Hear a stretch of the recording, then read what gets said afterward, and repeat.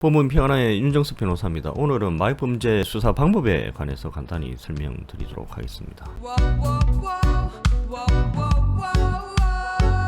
마약범죄 수법이 과거에는 주로 판매자가 구매자를 직접 만나서 마약을 건네주는 방식이었는데 요새는 그렇게 하지 않습니다. 대부분 보안이 강화된 텔레그램이나 또는 수사기관 탐지가 힘든 딥웹을 이용해서 마약을 유통을 하고 있습니다. 그리고 마약을 판매하는 방법이 소위 말하는 던지기 방법이 많이 이용이 되고 있습니다. 던지기 방법은 어떻게 하느냐 하면 일반 주택가 이런 데예요. 심지어는 초등학교 학교 앞 이런 데서도 지금 마약 던지기 수법이 이루어지고 있는데, 예를 들어서 문패 틈새라든지 자그마한 틈새 있지 않습니까? 아니면 집 우편함 또는 벽돌 틈새 이런 데 마약을 숨겨놓고 돈이 입금이 되면 그 장소를 텔레그램 등을 통해서 알려주는 방법입니다. 이게 던지기 방법이고 하거든요. 그래서 요새 마약 수사는 사이버 범죄 수사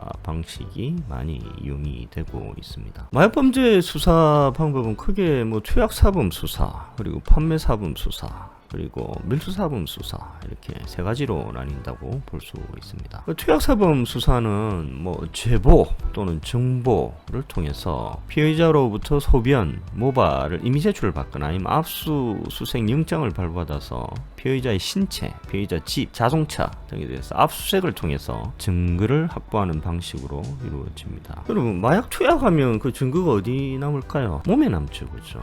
그 투약한 증거 중에 제일 좋은 증거가 소변 또는 사람 몸에 난 털입니다. 먼저 소변의 경우에 대해서 살펴보도록 하겠습니다. 필로폰 경우에는 투약 후 한 7일 내지는 10일 정도 소변에 필로폰 성분이 검출이 된다고 합니다. 일반적으로 임의로 제출을 많이 받고 있죠. 근데 잘 생각해 보면 경찰이 와서 소변 채취하겠다 막무가내 그러는데 임의로 소변을 채취해서 줄 필요가 있습니까? 임의라는 것이 말 그대로 자유롭게 선택을 할 수 있다라는 거잖아요. 소변을 제출할 것인지 아니면 제출하지 않을 것인지 자기 스스로 결정할 수 있다라는 거지 않습니까? 근데 경찰이 들이닥쳐가지고 소변 제출하세요 이렇게 한다고 해서 임의로 소변을 제출할 필요가 없습니다. 그거는 거절을 해도 되는 거죠. 근데 수사기관 입장에서는 피의자가 임의로 소변이나 모발을 제출을 하면 아주 편하기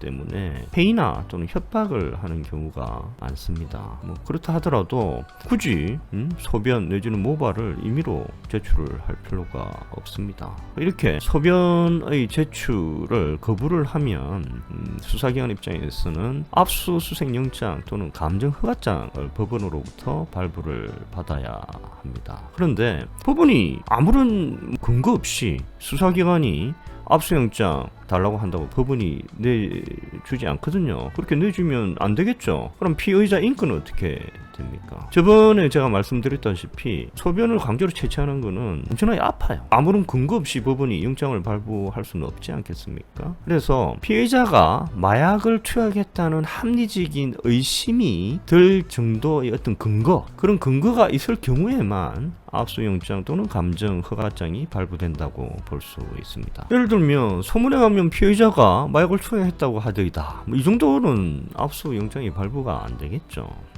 근데 예를 들면 같이 마약을 투약했다는 사람의 진술이 있다든지 아니면 피의자가 인터넷을 통해서 마약을 구입했다는 객관적인 증거, 이런 증거가 있을 경우에는 압수영장 또는 감정허가장이 발부가 되겠죠. 그럼 피의자로부터 어떻게 소변을 강제로 추출을 할까요? 저번에 제가 말씀드렸다시피 일단 수사기관이 피의자를 병원에 의사에게 강제로 데려갑니다. 그러면 의사는 어떻게 하느냐? 도뇨간이라는 게 있어요. 영어로 카세타라고 이야기를 하는데, 그렇게 가느다랗지 않은 간이 있습니다. 그 관을 요도 있지 않습니까? 소변 나오는 줄, 그 요도를 통해서 방광에 꽂으면 소변이 이렇게 확 배출이 됩니다. 근데 전에 말씀드렸다시피 이게 아주 아파요. 그래서 일반적으로 압수영장이 발부가 되면 도뇨간 꽂기 전에 피의자가 임의로 화장실에 가서 소변을 제출하는 경우가 대부분이라고 할 수 있습니다. 소변 중에 이제 일부는 간이시약 테스트기가 있거든요. 그걸로 테스트를 하고 나머지는 이제 국가수로 보내서 정식 감정 요청을 하게 됩니다. 간이 검사에서 양성이 나오고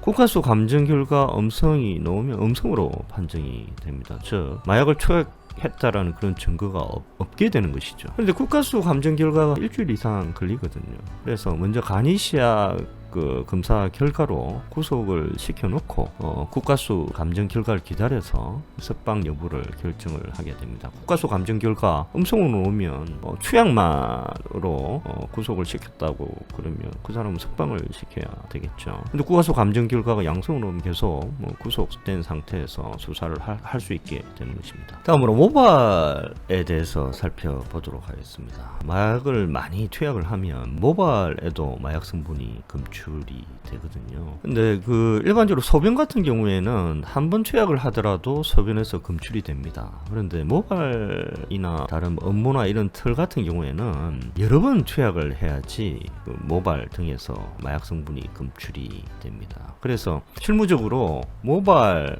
음모 이런 털에서 마약 성분이 검출이 되는 피의자의 경우에는 상습적으로 투약을 했다 이렇게 간주를 합니다. 근데 모발 같은 경우는 일반적으로 머리가 길지 않습니까? 예를 들면 5cm, 여성분 같은 경우에는 10cm 이상 되는 경우도 많은데 일반적으로 모발은 한 달에 한 1cm 정도 자란다라고 보고 있습니다. 예를 들어서 어떤 피의자의 모발의 길이가 10cm다. 그러면 10달 동안 자란 거지 않습니까? 그럼 예를 들면 이 모발을 2020년 10월 31일 날 추출을 했다. 그러면 이 모발의 길이가 10cm다. 그러면 2020년 1월 1일부터 2020년 10월 31일까지 자란 모발이라고 볼 수가 있지 않겠습니까? 이 모발을 한 100개 정도 추출을 해가지고 한꺼번에 다 돌려버렸는데 거기서 마약 성분이 검출이 됐다. 그러면 이 사람은 도대체 2020년 1월 1일부터 2020년 10월 31일 그 사이 언제 마약을 투약을 했는지 알 수가 없지 않습니까? 그래서 마약 투약 시점을 특정을 하기 위해서 모발이 아까 말씀드린 대로 예를 들어서 10cm다. 그러면 모근에서부터 1cm씩 이렇게 잘라서 감정을 하게 됩니다. 그러면 0에서 1cm 그 사이에 마약 성분이 검출이 됐다. 그러면 이 사람은 2020년 1월 1일부터 1월 31일 사이에 마약을 투약했다. 이렇게 볼 수가 있지 않겠습니까? 예를 들면 1cm에서 2cm 사이다. 그러면 이 사람은 2020년 2월 1일에서 2월 28일 사이에 마약을 투약했다. 이렇게 볼 수도 있는 것이죠. 이걸 실무적으로 구분 감정이라고 합니다. 그래서 모발 감정을 할 때는 항상 투약 시기를 특정하기 위해서 이렇게 구분 감정을 하게 됩니다. 그런데 구분 감정을 하기 위해서는 모발을 많이 뽑아야 돼요. 거의 한 150개 이상 뽑아야 됩니다. 말이 150개지 이거 양이 많습니다. 양이 많고 이게 되게 아파요. 근데 하여튼 구분 감정을 위해서는 모발을 아주 많이 뽑아야 된다라는 것이죠. 그리고 소변과 같이 모발의 경우에도 임의로 제출을 하지 않는다면 역시 수사기관으로서는 피의자가 마약을 투약했다라는 합리적 의심을 가질 수 있을 정도의 근거를 가지고 압수영장 또는 감정 허가장을 청구를 해서 법원으로부터 압수영장 등을 발부받아서 강제적으로 모발을 채취할 수밖에 없습니다. 근데 잘 생각해 보면 굳이 모발을 임의로 제출할 필요가 있을까요? 그러지 않습니까? 피의자 입장에서는 임의로 모발을 제출할 필요가 있을까요? 어쨌든 수사는 수사기관이 해야 되는 것이고 입증 책임도 수사기관이 가지고 있는 것인데 수사기관으로서는 수사를 하려고 한다면 피의자가 마약을 투약했다라는 합리적 의심을 가질 정도의 어떤 근거를 가지고 압수영장을 통해서 하는 것이 정식이라고 볼 수 있겠죠. 피의자 입장에서는 수사 기관이 압수영장을 가져오면 그때 응하면 되지 않겠습니까? 근데 인간의 몸에는 모발 외에 다른 털들이 있죠. 음모도 있고 겨드랑이 털도 있고 가슴 털도 있고 다리 털도 있고 뭐 심지어는 항문 털도 있지 않습니까? 마약을 지속적으로 투약을 하면 이런 뭐 음모 등에도 그 마약 성분이 검출이 됩니다. 그래서 감정이 가능하죠. 감정을 해보면 양성으로 나오는 경우가 있습니다. 근데 문제는 음모, 겨드랑이 털, 가슴 털, 다리 털, 항문 털 이런 거는 모발처럼 그렇게 쉽게 자라지가 않지 않습니까? 그리고 사람마다 한 달에 얼마 자라는지 이런 게 다 틀려요. 그러니까 음모털이나 뭐 겨드랑이 털, 가슴 털, 다리 털, 항문 털 이것만 가지고는 이 사람이 투약을 언제 했는지 특징이 불가능합니다. 그래서 예를 들어서 음모에서 마약 성분이 양성이 나왔습니다. 그래서 경찰관이 당신 음모에서 양성 나왔어. 그러니까 투약한 게 명확해. 음모에서 마약 성분이 양성이 나왔다. 그러면 이거는 한두 번 투약이 아니야. 아주 당신 상습범이야. 그러니까 불어. 형량을 위해서 불어. 이렇게 이야기를 했을 때 피의자가 변호사 없이 고민을 하다가 완전 자백을 하지 않습니까? 일시를. 그러면 시기가 딱 특징이 되는 거죠. 그런데 경찰이 당신 음모에서 양성 나왔어. 시기 풀어. 그런데 피의자가 끝까지 부인을 하지 않습니까? 지금 피의자가 그 마약을 투약했다는 증거가 음모털밖에 없다고 그러면 그런 경우에는 검사는 피의자를 기소를 못합니다. 시기가 특징이 되지 않는데 음모에서 그게 나왔으면 도대체 이 사람이 마약 투약을 1년 전에 했는지 아니면 2개월 전에 했는지 알 수가 없지 않습니까? 마약 투약의 시기가 특징이 되지 않기 때문에 뭐 음모, 뭐 겨드랑이, 가슴, 다리, 항문 이런 데서 마약이 양성이 나왔다고 하더라도 기소는 하지는 못합니다. 근데 다른 증거가 있다고 그러면 예를 들면 피의자하고 같이 마약을 투약한 B의 진술이 있다든지 아니면 카카오톡 대화에서 피의자가 오늘 좋았어 뭐 이런 그 대화 내용이 있다든지 그러면 시기가 특징이 될 수 있죠. 그러면 같이 투약한 B의 진술 또는 카카오톡 대화 내용 플러스 음모에서의 뭐 마약 양성 반응 이걸 같이 합쳐서 기소는 할 수가 있게 되겠죠. 그런데 음모, 겨드랑이, 가슴, 다리, 항문털에서 양성이 나왔다는 그게 유일한 증거다면 피의자에 대해서는 기소를 할 수가 없습니다. 다음으로 판매 사범에 대한 수사 방법에 관해서 설명드리도록 하겠습니다. 요새는 주로 마약의 그 유통이 인터넷을 통해서 이루어지니까 사이버 수사 방식으로 판매 사범을 수사하는 경우가 많은데 그것이 참 쉽지가 않습니다. 아까 말씀드린 대로 마약이 유통되는 주요 경로가 보안이 아주 강화되어 있는 텔레그램이나 아니면 수사기관 탐지가 힘든 딥웹 이런 걸 통해서 이루어지기 때문에 사이버 수사만으로 판매 사범에 대한 수사가 그렇게 용이하지가 않습니다. 그래서 아직도 여전히 판매 사범에 대한 수사는 투약 사범에 대한 상선 수사를 통해서 이루어진다고 볼 수 있겠습니다. 근데 일반적으로 투약 사범의 경우에는 자신의 양형을 줄이기 위해서 거짓말하는 경우가 많거든요. 그래서 투약 사범의 진술만 가지고 기소를 하는 경우는 일반적이지가 않고 투약 사범의 그 진술을 근거로 압수수색 영장을 발부받아가지고 그 압수수색 영장으로 피의자의 신체, 휴대전화, 집, 자동차 등에 대해서 압수수색을 해서 객관적인 증거를 확보한 후에 기소하는 것이 일반적이라고 볼 수 있습니다. 근데 예를 들면 투약 사범의 진술만이 유일한 증거일 경우에는 일반적으로 그런 경우는 기소를 잘 하지 않습니다. 근데 그 투약 사범 의 진술이 아주 신빙성이 있을 경우 예를 들어서 투약사범 A가 B, C, D를 상선으로 불었단 말이에요. 근데 B, C를 조사를 해보니까 A의 B, C에 대한 진술이 진실이에요. 그런 경우에는 A의 진술을 믿고 D를 이제 기소하는 경우가 있을 수가 있죠. 이런 경우에는 A의 진술이 극히 신빙성이 높다라고 판단을 했기 때문에 기소가 가능할 수 있습니다. 이런 경우 외에는 A, 즉 투약사범의 진술만을 근거로 기소하는 건 되게 위험하다고 볼 수 있겠죠. 무죄가 많이 납니다. 여러분 공적조서라고 들어보셨습니까? 실무적인 용어인데요.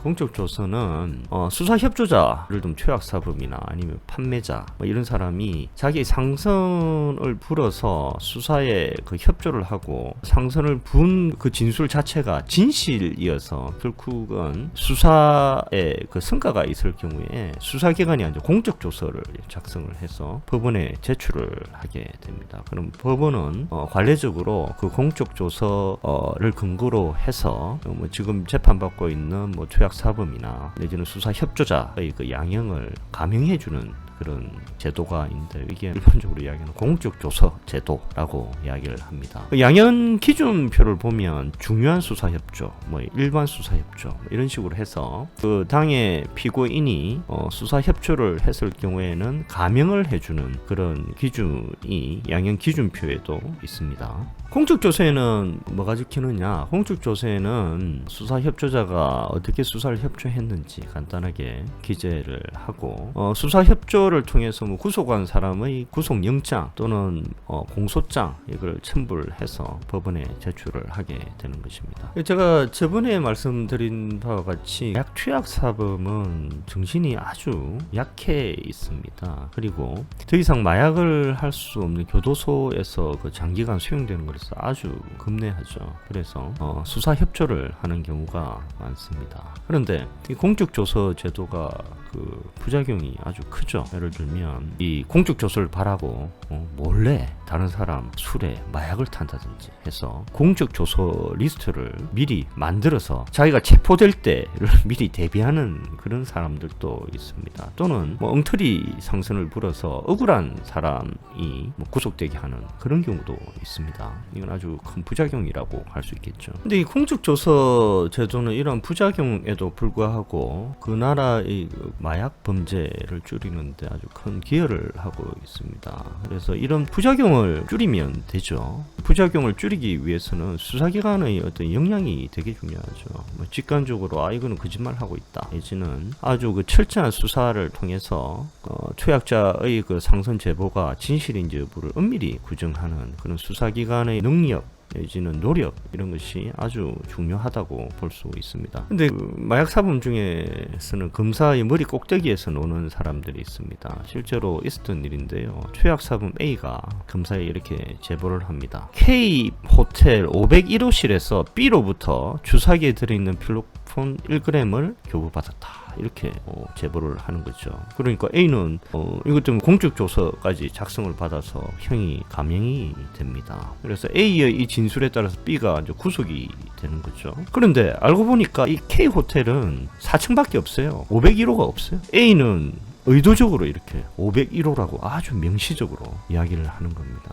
근데 검사는 설마 K호텔에 501호가 없으리라고는 생각도 못하고 K호텔에 501호가 있는지 여부를 조사도 안 하고 그냥 B를 기소를 해버린 겁니다. 그러니까 B는 당연히 재판에서 공사실을 부인하게 되고, 그럼 A가 이제 정의로로 놓을 거 아니겠습니까? 근데 A가 정의로로 나와가지고 그러는 겁니다. 수사기관이 회유를 했기 때문에 할 수 없이 거짓 진술을 했다. K호텔은 4층밖에 없어요. 근데 너무 회유하고 또 협박도 하고 그러기 때문에 진술은 해야 되겠고, 그래서 할 수 없이 501호라고 이야기를 했습니다. 근데 K호텔은 4층밖에 없어서 501호가 있을 수가 없어요. 이렇게 진술을 하는 겁니다. 그러면 A는 공적 조서로 양형이 감형이 되고 B는 또 무죄로 풀려나게 되고 A는 검사의 머리 꼭대기에 노는 그런 사람이었죠. 그리고 그 마약 제조 사범은 우리나라에 거의 없습니다. 밀수 사범에 대해서 알아보도록 하겠습니다.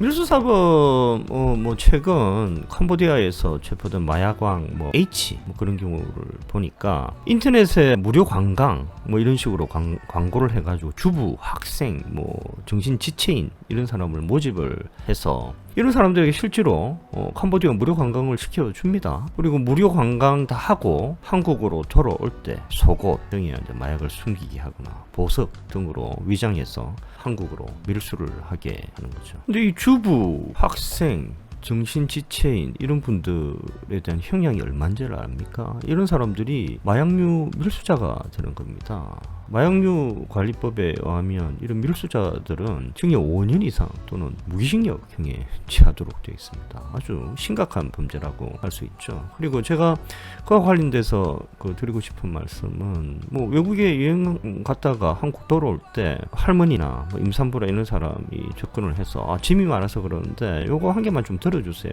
잠깐 보관해 주세요. 이렇게 이야기를 하면 절대로 들어주시면 안 됩니다. 이게 마약 밀수가 될 수가 있습니다. 그렇다면 징역 5년 이상 또는 무기징역까지 취할 수가 있습니다. 아주 심각하니까요. 절대로 이런 부탁 들어주시면 안 됩니다. 여러분 혹시 통제배달이라고 들어보셨습니까? 통제배달은 예를 들어서 중국에 있는 A가 한국에 있는 B에게 마약을 우편으로 배달합니다. 근데 국정원이 이 정보를 알게 되었어요. 그래서 그 우편물을 싹 열어보니까 실제로 마약이 들어있어요. 그러면 수사관이 마치 배달원인 것처럼 해서 그 우편물을 들고 B에게 갑니다. 그래서 B가 이것을 딱 배달받는 순간 B를 현행범 또는 긴급체포하는 그런 방식을 통제 배달이라고 합니다. 대부분은 이 통제 배달 방식이 적법하다라고 판시를 하고 있습니다. 이 사건에서 B가 실제로 마약의 밀수자인지 아니면 B가 C로부터 그냥 또 부탁을 받아가지고 단순히 우편물을 그냥 보관하고 있는 사람인지는 B를 체포한 이후에 추가 수사를 통해서 알 수 있게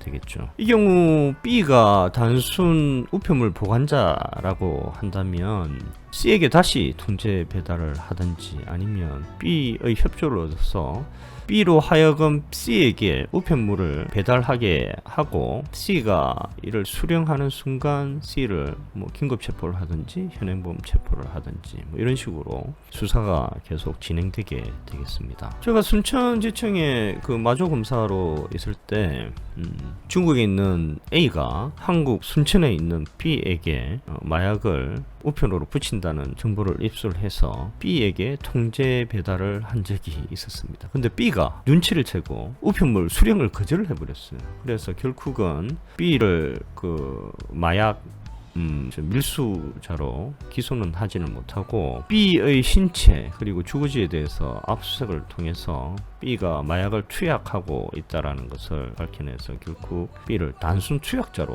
기소한 경험이 있습니다. 다음으로 함정수사에 대해서 설명드리겠습니다. 함정수사는 마약수사에서 꽤 많이 이용되는 방법입니다. 함정수사는 수사기관이 항상 개입이 돼야 돼요. 수사기관이나 또는 수사기관의 사주를 받은 사인이 표적이 된 사람에게 범죄를 하게 하는 거예요. 그래서 쫙 지켜보다가 그 표적이 된 사람이 범죄를 실행하는 순간 그 범죄를 인지하는 그런 수사 방식을 말합니다. 예를 들어서 경찰이 필로폰하고 전혀 관계없는 A한테 접근해가지고 야 수고비 줄 테니까 필로폰 좀 사와. 수고비를 엄청나게 줘버려요. 그러니까 A가 혹해가지고 이래저래 알아봐가지고 필로폰을 사와요. 근데 딱 사오는 순간 자기가 경찰임을 밝히면서 A를 체포한다. 이거는 함정수사죠, 그죠? 근데 함정수사에는 크게 두 가지 종류가 있다고 이야기를 합니다. 기회 제공형 그리고 범의 유발형 이 두 가지가 있다라고 이야기를 합니다. 기회 제공형은 뭐냐? 이미 이 사람은 범죄를 저지를 의사가 있는 사람이에요. 근데 그 의사가 있는데 단지 범죄를 저지를 수 있는 기회만 제공했을 경우, 이런 경우를 기회 제공형이라고 합니다. 예를 들면 A는 필로폰 판매상이에요. 이 사람은 필로폰 많이 팔고 있어요. 근데 수사관이 접근을 해가지고 필로폰 파세요 이래가지고 A가 필로폰 10g을 파는 순간 경찰관임을 밝히고 체포했을 경우, 이런 경우에는 이미 A는 언제든지 필로폰을 판매할 의사가 있었잖아요. 경찰관이 한 행동은 단지 그 필로폰을 판매할 수 있는 기회만 제공을 했지 않습니까? 이런 경우를 기회 제공형이라고 그러는데, 대부분은 이에 대해서 뭐라고 하냐면 위법한 함정수사라고 단정할 수 없다, 이렇게 이야기를 하고 있어요. 이런 경우에도 위법한 함정수사가 될 수 있는데 근데 이 경우에는 위법한 함정수사라고 단정할 수 없다, 그렇게 판시를 하고 있습니다. 범위유발형은 뭐냐? A는 범행을 할 의사가 없어요. 그런데 수사기관이 접근을 해서 범행을 할 의사가 생기게 하는 그런 수사 기법을 말합니다. 예를 들어서 A는 필로폰을 판매할 의사가 전혀 없는 사람이에요. 그런데 경찰관이 접근을 해가지고 아주 막 치밀하고 집요하게 필로폰을 판매할 것을 권유를 하거나 또는 예를 들면 한 1억 줄게 판매해 이런 식으로 계획의 대가를 주겠다고 하거나 또는 이거 안전에 전혀 문제 없어 뭐 이렇게 속이고 필로폰을 판매하게 하거나 이런 경우에는 범위 유발형 함정 수사라고 합니다. 이런 범위 유발형 함정 수사에 대해서 대부분은 원칙적으로 위법한 수사라고 판시를 하고 있습니다. 그래서 이런 경우 공소 제기 절차가 법률에 위반해서 무효인대에 해당한다고 하면서 공소기각 판결을 하고 있습니다. 근데 실무에서는 기회적응인지 범위 유발행인지가 구별하기가 참 쉽지가 않습니다. 그런데 수사기관이 아니고 사인이 공적 조서를 위해서 범위를 유발하는 경우가 있을 수가 있거든요. 예를 들어서 A가 마약으로 체포가 됐어요. 체포가 됐는데 공적 조서를 위해서 B가 이제 면회를 오니까 B한테 이야기를 합니다. 야, C한테 접근해가지고 마약 판매하도록 지배하게 한번 요구해봐. 그러니까 B가 A의 말을 듣고 C에게 접근을 합니다. 그래서 계속 집요하게 마약 판매하라고 막 그러는 겁니다. 그래서 B가 C로부터 마약을 딱 받는 순간 C를 체포하는 그런 경우가 있을 수가 있지 않습니까? 근데 이 사안을 잘 보면 B가 C로부터 마약을 수령하는 순간에는 최소한 수사기관이 개입이 되잖아요. 그럼 이거를 위법한 함정 수사로 볼 수 있는지 여부는 수사기관이 언제 개입하는지에 따라 달려있다고 볼 수 있습니다.